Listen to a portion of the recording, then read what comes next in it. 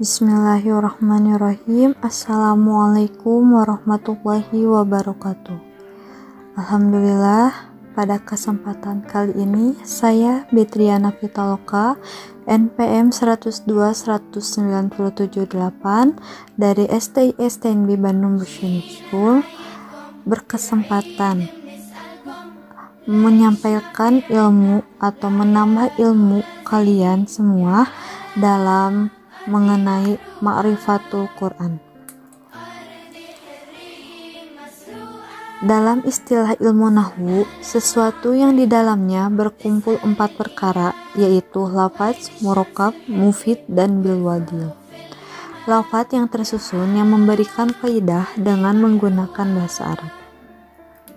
Kalamullah, yaitu 2 unsur kata yang dari lafaz kalam dan Allah. Firman dalam bentuk wahyu yang disampaikan kepada para nabi melalui malaikat Jibril alaihi salam. Adapun sejarah Al-Quran. Al-Quran turun secara sekaligus dari Allah ke Lauhul Mahfuz, lalu turun ke Bait Al-Izzah, tempat yang berada di langit dunia, lalu turun ke dalam hati Nabi dengan jalan berangsur-angsur sesuai dengan kebutuhan. Al-Quran diturunkan oleh Allah kepada Nabi secara berangsur-angsur melalui malaikat Jibril alaihissalam. Waktu turun Al-Quran kurang lebih 23 tahun atau 22 tahun, 2 bulan, 22 hari.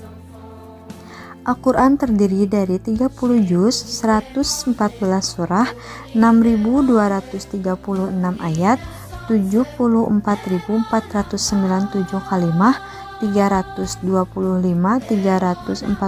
huruf.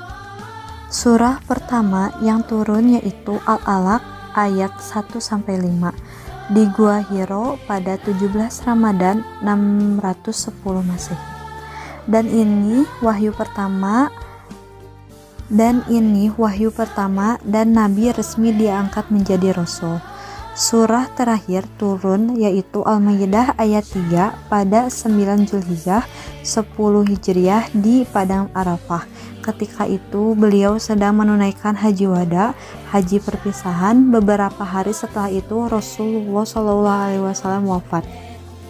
Banyak sekali tantangan yang dialami Rasul dalam menyampaikan wahyu ini, yaitu dalam pengumpulan Al-Quran atau jam'u Al-Quran terbagi menjadi 2, yaitu al-hifzu menghafal dan al-kitabah menulis.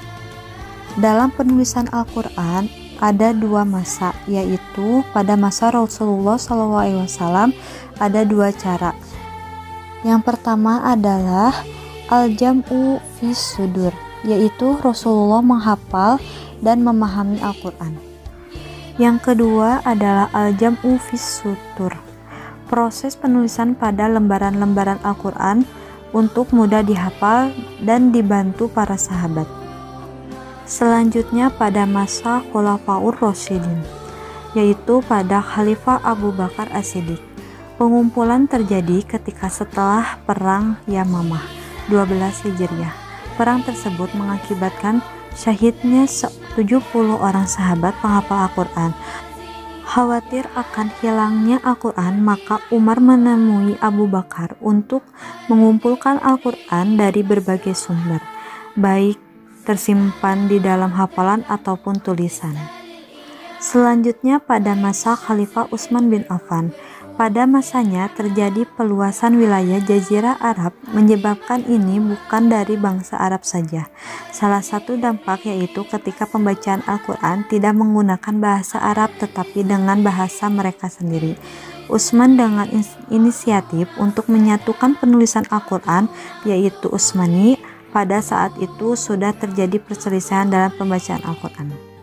Selanjutnya pada masa setelah Khalifah. Pada masa ini Al-Quran sudah di dalam penyempurnaan, yakni ketika masa Utsman Al-Quran belum diharokatkan dan tanda titik, sehingga ditakutkan akan salah dalam pembacaannya. Pada masa Khalifah Abdul Malik 685-705,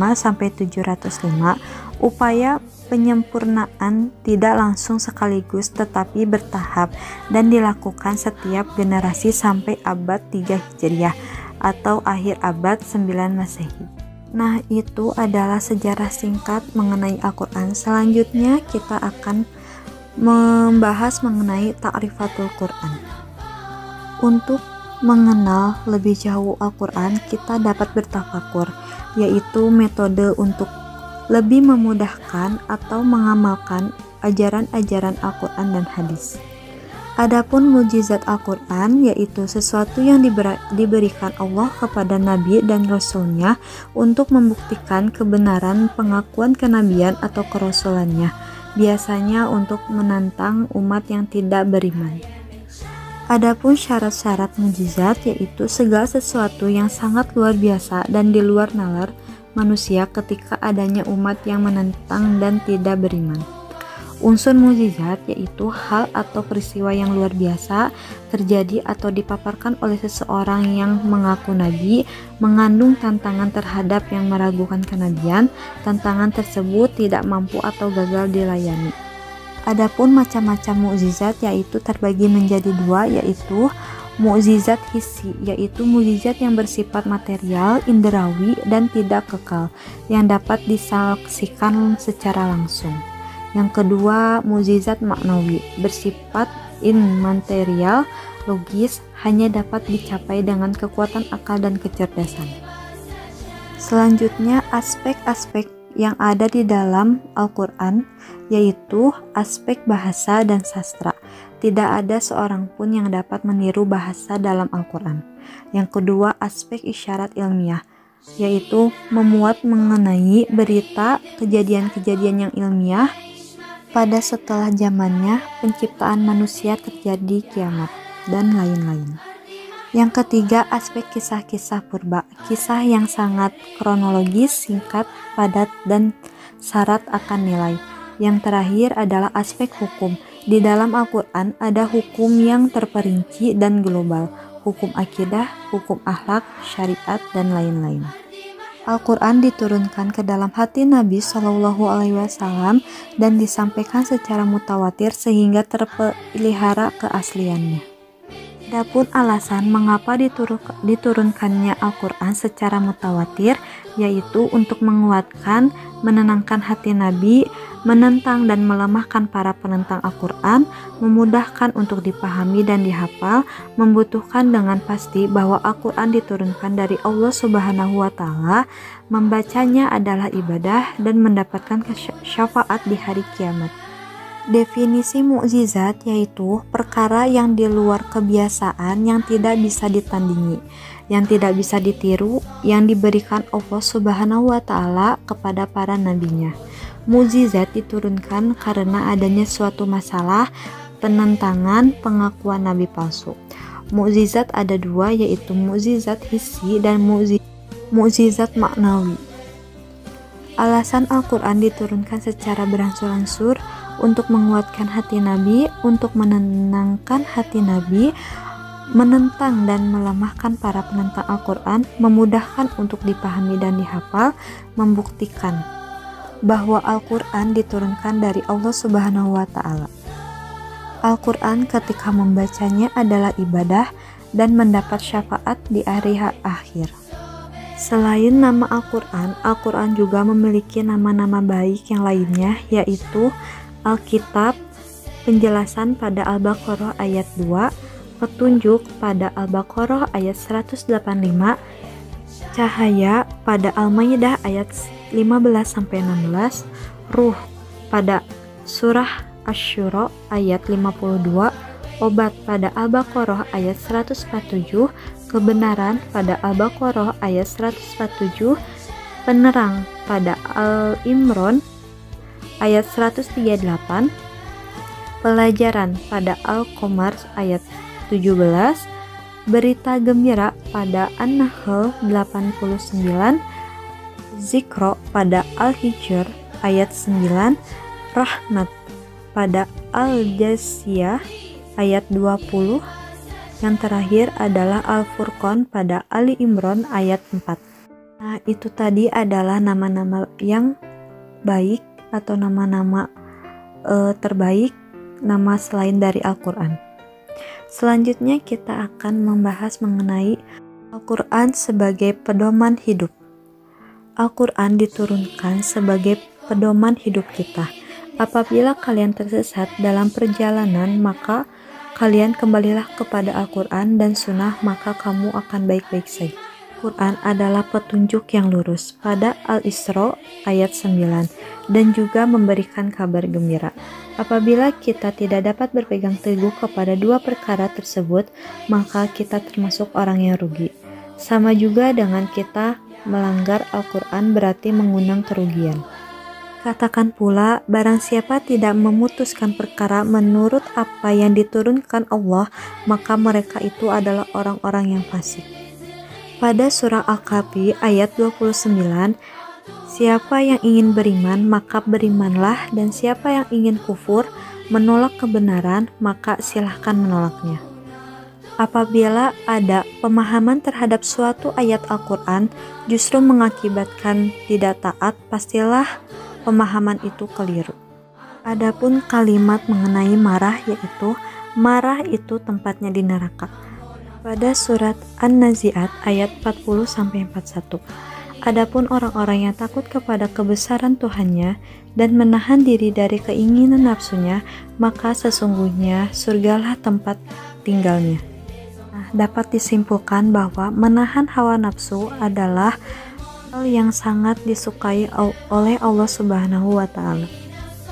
Al-Quran yaitu membimbing manusia agar taat pada Allah dan Rasul-Nya.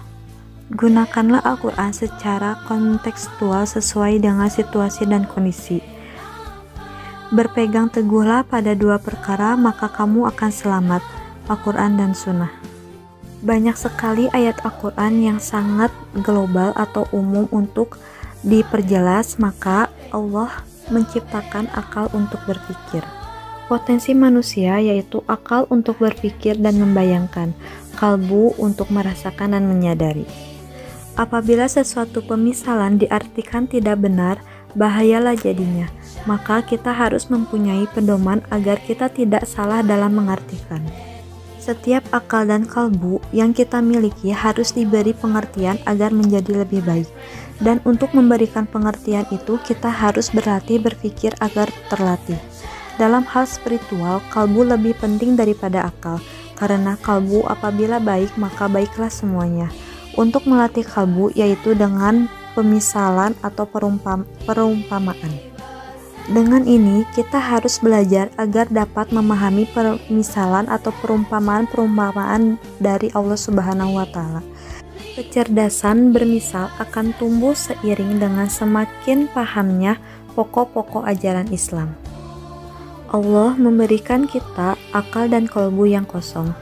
Itu karena Allah ingin kita bertafakur, berpikir segala sesuatu yang Allah berikan kepada kita. Maka dengan kata lain, kita harus melatih akal dan kalbu kita agar menjadi lebih baik dan tidak salah mengartikan dalam pemisalan, perumpamaan-perumpamaan yang Allah berikan kepada kita. Maka mari kita bersama-sama terus untuk melatih, mengasah, memberi pengertian kepada akal dan kalbu kita agar menjadi lebih baik lagi dalam menyimpulkan atau memaknai suatu hal. Mari kita bertafakur agar lebih dekat kepada Allah Subhanahu wa Ta'ala. Alhamdulillahirabbil alamin. Mungkin teman-teman hanya ini yang dapat saya sampaikan mengenai Ma'rifatul Quran. Semoga apa yang saya sampaikan, jelaskan dapat menambah ilmu kita semua dan bermanfaat. Mungkin cukup sekian. Terima kasih telah mendengarkan dan jangan lupa like dan komen. Wassalamualaikum warahmatullahi wabarakatuh. Tabarakallah.